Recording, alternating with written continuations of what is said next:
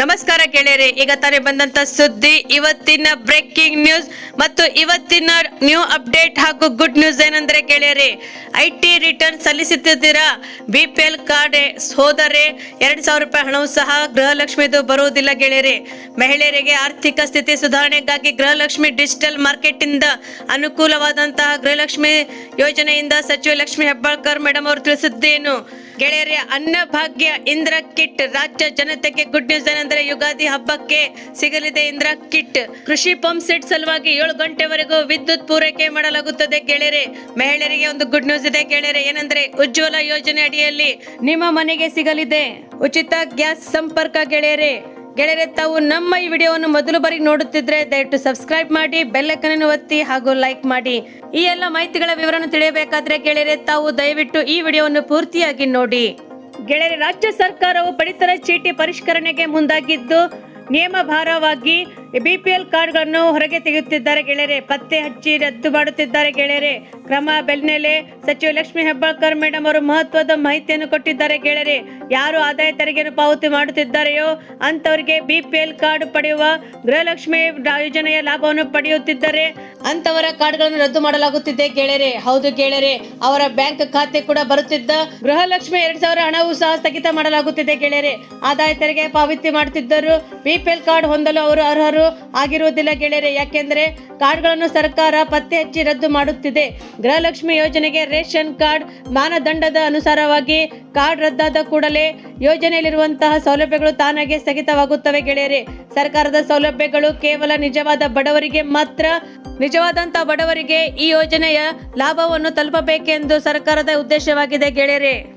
ಇನ್ನೊಂದು ಮಹತ್ವದ ಮಾಹಿತಿ ಏನೆಂದರೆ, ರಾಜ್ಯದ ಮಹಿಳೆಯರಿಗೆ ಗುಡ್ ನ್ಯೂಸ್ ಕೊಟ್ಟಿದ್ದಾರೆ ಲಕ್ಷ್ಮಿ ಹೆಬ್ಬಾಳ್ಕರ್ ಮೇಡಮ್ ಅವರು.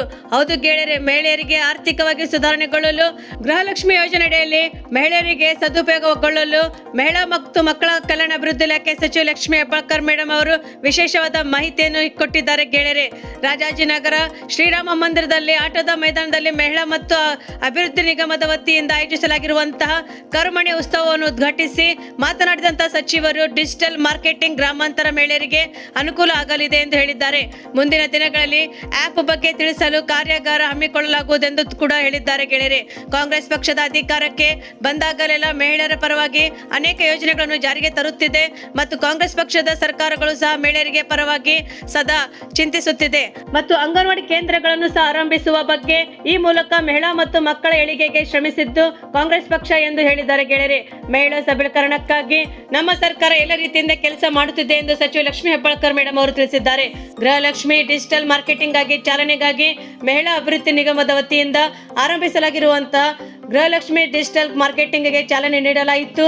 ಈ ಸಂದರ್ಭದಲ್ಲಿ ಉಪಮುಖ್ಯಮಂತ್ರಿಗಳಾದಂತಹ DK ಶಿವಕುಮಾರ್ ಸರ್ ಅವರು ಇದಕ್ಕೆ ಚಾಲನೆ ನೀಡಿದರು. ಗೆಳೆಯರೆ, ಪಡಿತರ ಚೀಟಿದಾರರಿಗೆ ಗುಡ್ ನ್ಯೂಸ್ ಏನೆಂದರೆ ಇಂದ್ರ ಕಿಟ್ ಸೌಲಭ್ಯ ಮುಂದಿನ ಯುಗಾದಿ ಹಬ್ಬದ ವೇಳೆಗೆ ಜನರಿಗೆ ಸಿಗಲಿದೆ ಗೆಳೆಯರೆ. ಜಿಲ್ಲಾ ಗ್ಯಾರಂಟಿ ಯೋಜನೆಗಳಲ್ಲಿ ಇಂದ್ರ ಕಿಟ್ ಸೌಲಭ್ಯವನ್ನು ಜನರಿಗೆ ನೀಡಲು ನಿರ್ಧಾರ ಮಾಡಲಾಗಿದೆ ಗೆಳೆಯರೆ. ಅನಿವಾರ್ಯ ಕಾರಣಗಳಿಂದಾಗಿ ಬರುವಂತಹ ಯುಗಾದಿ ಹಬ್ಬದಂದು ಇಂದ್ರ ಕಿಟ್ ಸಾರ್ವಜನಿಕರಿಗೆ ವಿತರಿಸಲಾಗುವುದೆಂದು ಗ್ಯಾರಂಟಿ ಯೋಜನೆಗಳ ಅನುಷ್ಠಾನದಿಂದ ಪ್ರಾಧಿಕಾರದ ರಾಜ್ಯ ಸಮಿತಿ ನಿರ್ಧರಿಸಿದೆ. ಇಂದ್ರ ಕಿಟ್ ಸೌಲಭ್ಯವನ್ನು ಸಾರ್ವಜನಿಕರಿಗೆ ನೀಡಲು ನಿರ್ಧಾರ ಮಾಡಲಾಗಿದೆ ಗೆಳೆಯರೆ. ಈ ಯುಗಾದಿಯಿಂದ ಇಂದ್ರ ಕಿಟ್ ಅನ್ನು ಸಾರ್ವಜನಿಕರಿಗೆ ವಿತರಿಸಲು ಗ್ಯಾರಂಟಿ ಯೋಜನೆಗಳ ಅನುಷ್ಠಾನದಿಂದ ಪ್ರಾಧಿಕಾರ ರಾಜ್ಯ ಸಮಿತಿ ನಿರ್ಧರಿಸಿದೆ ಎಂದು ಹೇಳಲಾಗಿದೆ ಗೆಳೆಯರೆ. ರಾಜ್ಯದಲ್ಲಿರುವಂತಹ ಫಲಾನುಭವಿಗಳಿಗೆ ತಿಳಿಸುವಂತೆ ಅಧಿಕಾರವನ್ನು ಸೂಚಿಸಲಾಗಿದೆ. ಜಿಲ್ಲೆಯಲ್ಲಿ ಗ್ಯಾರಂಟಿ ಯೋಜನೆಗಳು ಉತ್ತಮವಾಗಿ ಜಾರಿಗೆ ಬರಬೇಕು ಮತ್ತು ಜನರಿಗೆ ಮನವರಿಕೆ ಆಗಬೇಕು. ಎಲ್ಲ ಉಪಕ್ರಮಗಳು ಹೊರತುಪಡಿಸಿ ಯಾವುದೇ ಗ್ಯಾರಂಟಿ ಯೋಜನೆಗಳಿಂದ ಯಾವುದೇ ಅರ್ಹ ಫಲಾನುಭವಿಗಳು ವಂಚಿತರಾಗಬಾರದೆಂದು ಅಂತವರಿಗೆ ಯೋಜನೆ ವ್ಯಾಪ್ತಿಗೆ ತರಲು ಸಂಬಂಧಪಟ್ಟಂತ ಇಲಾಖೆ ಅಧಿಕಾರಿಗಳಿಗೆ ತಿಳಿಸಲಾಗಿದೆ ಗೆಳೆಯರೆ. ಇಂದ್ರ ಕಿಟ್ನಲ್ಲಿ ಸಿಗುವಂತಹ ಸಾಮಗ್ರಿಗಳು ಯಾವೆಂದರೆ, ಪ್ರತಿಯೊಂದು ಕುಟುಂಬದ ಸದಸ್ಯರಲ್ಲಿ 1 ರಿಂದ 2 ಸದಸ್ಯರುಗಳಿದ್ದರೆ ಅಂತ ಕುಟುಂಬಗಳಿಗೆ 5 kg ತೊಗರಿಬೇಳೆ, 5 ಲೀಟರ್ ಎಣ್ಣೆ, 5 kg ಸಕ್ಕರೆ, 5 kg ಉಪ್ಪು ಹಾಗೂ 5 kg ತೊಗರಿಬೇಳೆ ನೀಡಲಾಗುವುದು.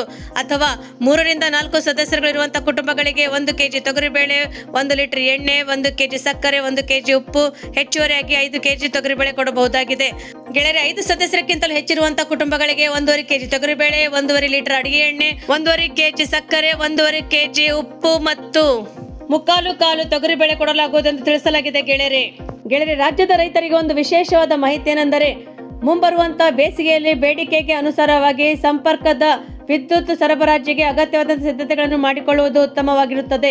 ಬೇಸಿಗೆಯಲ್ಲಿ ಸಮರ್ಪಕವಾದಂತಹ ವಿದ್ಯುತ್ ಅನ್ನು ಪಡೆದುಕೊಳ್ಳುವುದಕ್ಕಾಗಿ ಹಿರಿಯ ಅಧಿಕಾರಿಗಳ ಸಭೆಯಲ್ಲಿ ಸಚಿವರು ಸಹ ತಿಳಿಸಿದ್ದಾರೆ. ಕೈಗೊಂಡಿರುವಂತಹ ಪೂರ್ವ ಸಿದ್ಧತೆಗಳನ್ನು ಮಾಹಿತಿಯನ್ನು ಪಡೆಯುವುದು, ಬೇಡಿಕೆಗಳು ಮತ್ತು ಪೂರೈಕೆಗಳು ಸಮನ್ವಯದಂತೆ ಸಾಧಿಸಲು ಅಗತ್ಯವಾಗಿರುವಂತಹ ವಿದ್ಯುತ್ ಉತ್ಪಾದನೆ ಮತ್ತು ಖರೀದಿಗೆ ಕ್ರಮಗಳನ್ನು ಕೈಗೊಳ್ಳಬೇಕೆಂದು ತಿಳಿಸಲಾಗಿದೆ. ಬೇಸಿಗೆಯಲ್ಲಿ ಅದರಲ್ಲಂತೂ ಮುಖ್ಯವಾಗಿ ಮಾರ್ಚ್ನಿಂದ ಮೇವರೆಗೂ ಅಂತ್ಯದವರೆಗೂ ಸಹ 3 ತಿಂಗಳು ವಿದ್ಯುತ್ ಬೇಡಿಕೆ ಎಷ್ಟು ಬೇಕಾಗುತ್ತೋ ಅಂತ ಲೆಕ್ಕ ಮಾಡಿ ಅದಕ್ಕೆ ತಕ್ಕಂತೆ ಪೂರೈಸಲು ವಿದ್ಯುತ್ ಬ್ಯಾಂಕಿಂಗ್ ವ್ಯವಸ್ಥೆಯನ್ನು ಮಾಡಿಕೊಳ್ಳಬೇಕಾಗುತ್ತದೆ ಗೆಳೆಯರೆ. ಸೌರ ವಿದ್ಯುತ್ ಹೇರಳವಾಗಿ ಲಭ್ಯವಾಗಿರುವುದರಿಂದ ಅದನ್ನು ಬಳಸಿಕೊಳ್ಳಲು ರಾತ್ರಿ ವೇಳೆ ಜಲ ಮತ್ತು ಕಲ್ಲಿದ್ದಲು ಆಧಾರಿತ ವಿದ್ಯುತ್ ಉತ್ಪಾದನೆಯನ್ನು ಹೆಚ್ಚಿಸುವ ಮೂಲಕ ಪೂರೈಕೆ ಉತ್ಪಾದನೆಯಲ್ಲಿ ಸಮತೋಲನವನ್ನು ಕಾಯ್ದುಕೊಳ್ಳಬಹುದೆಂದು ಹೇಳಿದ್ದಾರೆ. ಬೇಡಿಕೆಗೆ ತಕ್ಕಂತೆ ವಿದ್ಯುತ್ ಪೂರೈಸಲು ಈಗಿನಿಂದಲೇ ಸಿದ್ಧತೆ ಮಾಡಿಕೊಳ್ಳುವುದು ಉತ್ತಮ ಎಂದು ಹೇಳಿದ್ದಾರೆ. ವಿದ್ಯುತ್ ಉತ್ಪಾದನೆ ಮಾಡುವಂತಹ ಕಾರ್ಖಾನೆಗಳಿಗೂ ಸಹ ಈಗಾಗಲೇ ಒಪ್ಪಂದವನ್ನು ಮಾಡಿಕೊಳ್ಳಲಾಗಿದೆ ಎಂದು ಹೇಳಿದ್ದಾರೆ ಗೆಳೆಯರೆ. ಕೃಷಿ ಹಗಲು 7 ಗಂಟೆ ವಿದ್ಯುತ್ ಅನ್ನು ಪಡೆದುಕೊಳ್ಳಲು ರಾಜ್ಯವು ಹಲವು ಭಾಗಗಳಲ್ಲಿ ಈಗಾಗಲೇ ಕುಸುಮ ಸಿ ಯೋಜನೆಯನ್ನು ಫೀಡ್ ಸೋಲಾರೈಸೇಷನ್ ಅನ್ನು ಮೂಲಕ ರೈತರಿಗೆ ಕೃಷಿ ಪಂಪ್ ಸೆಟ್ಗಳಿಗೆ ಹಗಲು 7 ಗಂಟೆವರೆಗೂ ನಿರಂತರ ವಿದ್ಯುತ್ ಪೂರೈಸುತ್ತದೆ. ಪ್ರಸ್ತುತ ಸೌರ ವಿದ್ಯುತ್ ಉತ್ಪಾದನೆಗಾಗಿ ಹೆಚ್ಚುವರಿಗಾಗಿ ಇತರೆ ಭಾಗಗಳಲ್ಲಿ ಸಹ ಕೃಷಿ ಪಂಪ್ ಸೆಟ್ಗಳಿಗೆ ಹಗಲು ನಿರಂತರ 7 ಗಂಟೆವರೆಗೂ ವಿದ್ಯುತ್ ಪೂರೈಕೆ ಮಾಡಬೇಕು ಎಂದು ಸಚಿವರು ನಿರ್ದೇಶನ ಕೊಟ್ಟಿದ್ದಾರೆ ಎಂದು ತಿಳಿಸಲಾಗಿದೆ. ಗೆಳೆಯರೆ, ರಾಜ್ಯದ ಮಹಿಳೆಯರಿಗೆ ಒಂದು ಗುಡ್ ನ್ಯೂಸ್ ಏನೆಂದರೆ ಭಾರತದ ಕೇಂದ್ರ ಸರ್ಕಾರವು ದೇಶದ ಆರ್ಥಿಕವಾಗಿ ದುರ್ಬಲ ಜನರಿಗಾಗಿ ವಿವಿಧ ರೀತಿಯಿಂದ ಯೋಜನೆಗಳನ್ನು ನಡೆಸುತ್ತಿದೆ. ಜನರ ಜೀವನಕ್ಕಾಗಿ ಉನ್ನತೀಕರಿಸುವಂತೆ ಉದ್ದೇಶವನ್ನು ಪಡಿಸಲಾಗಿದೆ. ಈ ಯೋಜನೆಯಡಿಯಲ್ಲಿ ಉಜ್ವಲ ಯೋಜನೆಯಾಗಿದ್ದು ಅದರಲ್ಲಿ ಸಹ ಮೋದಿ ಸರ್ಕಾರವು ಸಹ ದೇಶದ ಮಹಿಳೆಯರಿಗೆ ಉಚಿತ ಅನಿಲ ಮತ್ತು ಸಿಲಿಂಡರ್ಗಳನ್ನು ಒದಗಿಸುತ್ತಿದೆ. ಹೊಸದಾಗಿ ರೂಪುಗೊಂಡ ಕುಟುಂಬಗಳು ಸಹ ಯೋಜನೆಯಲ್ಲಿ ಹೊಸದಾಗಿ ಮದುವೆಯಾದ ಕುಟುಂಬಗಳಿಗೆ ಮತ್ತು ಹೊಸದಾಗಿ ಸೇರಿದಂತ ಕುಟುಂಬಗಳಿಗೆ ವಿಶೇಷವಾಗಿ ಪ್ರಯೋಜನಕಾರಿಯಾಗುತ್ತಿದೆ. ಉಜ್ವಲ ಯೋಜನೆ ಅಡಿಯಲ್ಲಿ 2.0 ಅಡಿಯಲ್ಲಿ ಉಚಿತ ಗ್ಯಾಸ್ ಸಿಲಿಂಡರ್ಗಳು ಮತ್ತು ಒಲೆಗಳನ್ನು ಪಡೆಯಲು ನೋಂದಾಯಿಸಿಕೊಳ್ಳಬಹುದಾಗಿದೆ. ಒಂದು ಬಾರಿಯ ಪ್ರಯೋಜನ. ಉಜ್ವಲ್ ಯೋಜನೆಯ ಲಾಭವನ್ನು ಪ್ರತಿ ಕುಟುಂಬಕ್ಕೆ ಒಮ್ಮೆ ಮಾತ್ರ ಪಡೆಯಬಹುದಾಗಿದೆ.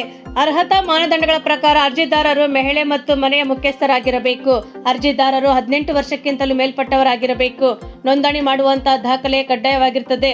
ಆ ದಾಖಲೆಗಳಲ್ಲಿ ಆಧಾರ್ ಕಾರ್ಡ್, ಬ್ಯಾಂಕ್ ಖಾತೆ ವಿವರಗಳು, ಮೊಬೈಲ್ ಸಂಖ್ಯೆ, ಪಾಸ್ಪೋರ್ಟ್ ಸೈಜ್ ಗಾತ್ರದ ಛಾಯಾಚಿತ್ರವು, ಪಡಿತರ ಚೀಟಿಯನ್ನು ನೋಂದಾಯಿಸಬೇಕಾಗುತ್ತದೆ. ಗೆಳೆಯರೆ, ತಾವು ನಮ್ಮ ಈ ವಿಡಿಯೋವನ್ನು ಮೊದಲ ಬಾರಿಗೆ ನೋಡುತ್ತಿದ್ರೆ ದಯವಿಟ್ಟು ಸಬ್ಸ್ಕ್ರೈಬ್ ಮಾಡಿ, ಪಕ್ಕದಲ್ಲಿರುವಂತಹ ಬೆಲ್ ಐಕಾನ್ ಅನ್ನು ಒತ್ತಿ ಹಾಗೂ ಲೈಕ್ ಮಾಡಿ.